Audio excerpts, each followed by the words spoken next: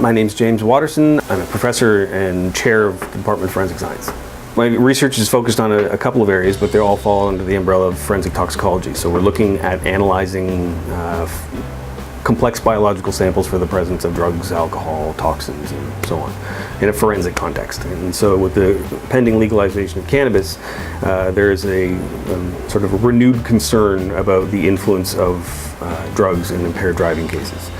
And the nature of the way that the criminal code and the processes that are currently in place, it is very difficult to be able to collect a blood sample in a timely manner after a road stop.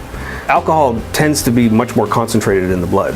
That's number one. So you require much less sensitive equipment in order to be able to detect it. Number two, and perhaps most importantly, there's a very strong and well understood correlation between the dose of alcohol consumed, the level of alcohol that will accumulate in the blood following a given dosing pattern, and the correlation between those blood alcohol concentrations and the degree of impairment that results. Drugs are much more complicated than that. Drugs other than non-alcohol drugs are much more complicated than that. Cannabis is particularly more complex than that. If they demand blood, which is really the ideal indicator, or the best indicator we have of intoxication, they then actually, under current conditions, have to find a medical expert to be able to draw that blood.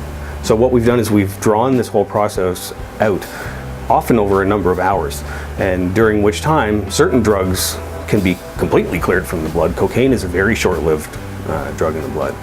It can be completely cleared from some people in a matter of a few hours. And with cannabis, the active component THC, it can fall back down, its concentration can fall back down to a baseline level during that time period as well. So then when the blood draw actually happens, the amount of THC in the blood is not indicative of necessarily correlated well with any degree of impairment. Our research approach now is to try to optimize the way that we collect blood so that it's far less invasive. We don't have to get a doctor to draw blood out of a vein. And it's something that can be done on site at the police detachment with minimal invasiveness, and then sent back to the lab, analyzed. And it's as simple as pinprick to the finger, just like you're testing your blood sugar for people that are diabetic. Placing the small droplet of blood onto a specialized card, allowing that to dry, and then sending it to the lab. And because any drugs that are present in the blood are going to be present in that pinprick blood drop, and then when we allow the card to dry, interestingly, the card actually stabilizes a lot of drugs that are unstable otherwise.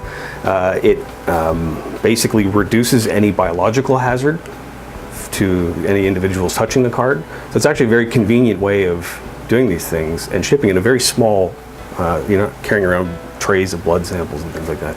So it can then be sent to the forensic lab. The forensic lab has to essentially punch that little spot out, extract the drugs out of the spot, and then analyze them using the more advanced instrumentation. Within the last 2 years, we've had one CFI, Canada Foundation of Innovation grant, for a high-resolution liquid chromatograph mass spectrometer. It's a very high sensitivity instrument that's allowed us to begin this research and demonstrate what we've demonstrated thus far. There's a long lineup to use that instrument, so there's a significant backlog, so we need more. And so we were just successful in getting a grant for another liquid chromatograph tandem mass spectrometer that we will be applying to this type of research, as well as another gas chromatograph mass spectrometer.